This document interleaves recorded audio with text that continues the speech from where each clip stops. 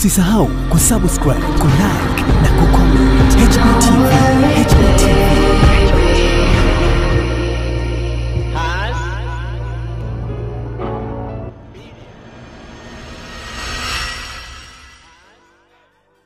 Kutumia alama ya ubora kwa kipindi kilichotajwa hapo juu, yani Julai hadi Septemba, vyeti na leseni zilizotolewa ni 177, ambapo kati ya hizo leseni moja ni ya mfumo wa usimamizi ubora ambao ameeleza EDES hapa, EDES, na leseni 146 za alama ubora na 30 ni vyeti vya bidhaa zisizo na viwango vya Tanzania. Tunatoa pia vyeti lakini bidhaa ambazo zisizo za Tanzania, nini standard au viwango vya nje, bado hatujapata viwango vyetu. Vyeti na leseni hizo ni za bidhaa za vyakula, vipodozi, vifaa vya ujenzi, vilainishi, vitakasa mikono, vifaa vya umeme, vifaa vya makenika, magodoro, vibebeo pamoja na vifungashio. Naishukuru serikali ya awamu ya 5 inayoongozwa na Mheshimiwa Rais wa Jamhuri ya Muungano wa Tanzania Dr. John Magufuli kwa kuwahudumia wajasiriamali wadogo kupitia huduma za TBS juu ya uthibitishaji ubora wa bidhaa bila malipo ya gharama kwa ukaguzi na upimaji. Kwa kawaida kuna gharama katika ukaguzi na upimaji. Tunavyokwenda kukupa leseni, tuna taratibu ambao taratibu moja wapo ni kuchukua bidhaa kuipima, ni gharama kuipima, na pia ukaguzi tunapokuja kule ni gharama. Lakini kwa wale wajasiriamali wadogo hizo gharama zote zimelipwa na serikali hii ya awamu ya 5. Kwa hiyo tumshukuru sana Mheshimiwa Rais wa awamu ya 6 sasa ya 5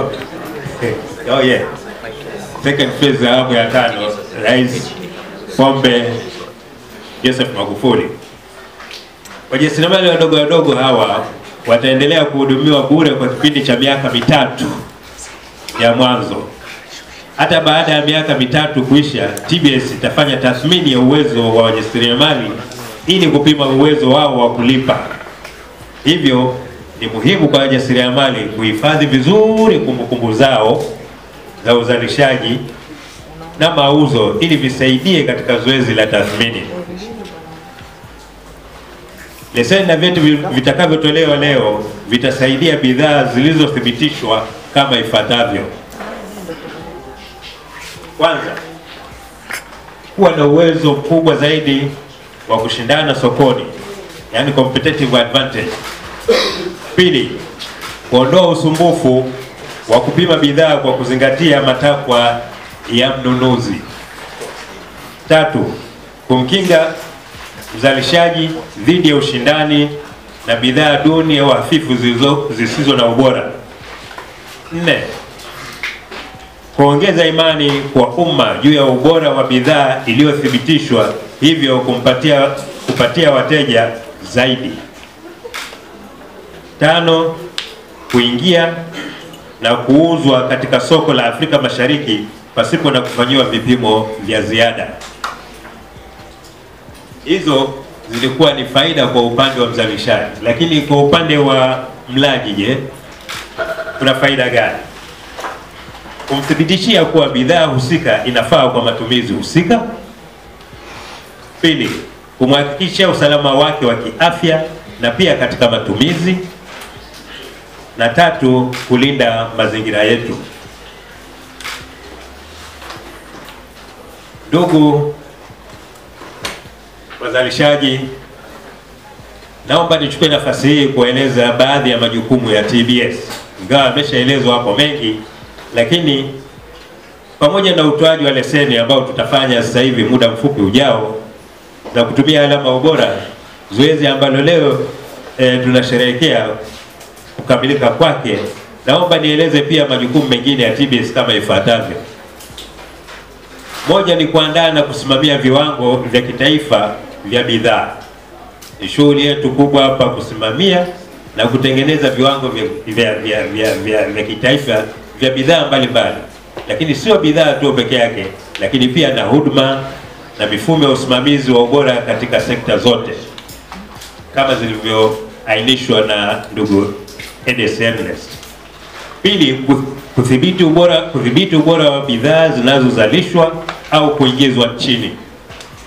Mtakumbuka kwamba pale bandarini na sehemu ya viwanja vya ndege kote ambako bidhaa zina uwezekano wa kuingia, na katika mipaka kuna watumishi wetu wa TBS kuhakikisha kwamba bidhaa zinazoingia ni bora na salama kwa matumizi ya wananchi.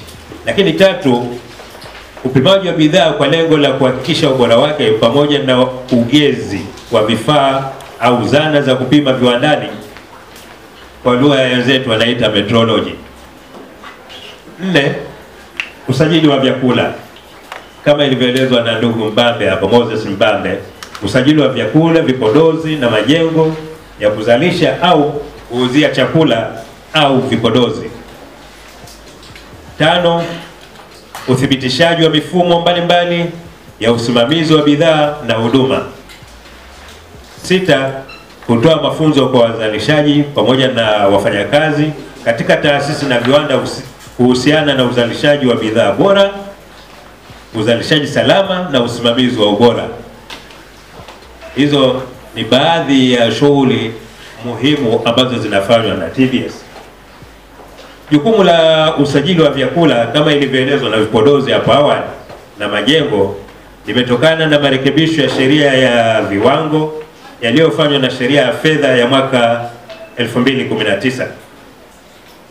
Kwa mabadiliko hayo, hakuna bidhaa ya chakula au kipodozi itakayoruhusiwa katika soko la Tanzania kama haijasajiliwa au kuthibitishwa ubora wake na TBS. Vile vile, majengo ya kuzalisha, kuhifadhi au kuuzia chakula na vipodozi pamoja na vyombo vinavyobeba bidhaa hizo, mfano magari ya kubebea vyakula, ni lazima visajiliwe na TBS ndipo viruhusiwe kutumika. Hiyo ni kulingana na Finance Act au sheria ya fedha ya mwaka 2019 kifungu cha 21A. Kwa kipindi cha kuanzia mwezi Julai mpaka Septemba mwaka huu tumekwisha sajili majengo 2139 ya biashara na ya kuhifadhia bidhaa za vyakula na vipodozi. Pia kwa kipindi hicho tumeweza kusajili jumla ya bidhaa 533 za vyakula na vipodozi. Nielekee kuhitimisha kwa sababu mengi yameshazungumzwa. Nipende kuasa basi katika kuhitimisha huku kuwa muwe mabalozi wazuri katika matumizi ya viwango ili kufikia lengo la Tanzania ya viwanda, hasa katika kipindi hiki ambapo Tanzania tupo katika uchumi wa kati. Na pili, pia ningependa kuasa muendelee kuzalisha bidhaa zinazokidhi matakwa ya viwango kwa mustakabali wa afya zetu, za wananchi wetu na mazingira na watumiaji wa bidhaa hizo kwa ujumla. Bidhaa bora kwa maendeleo ya taifa letu. Asanteni sana kwa kunisikiliza.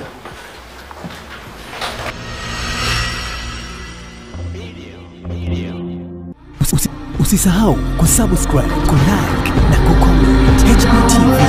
HBTV.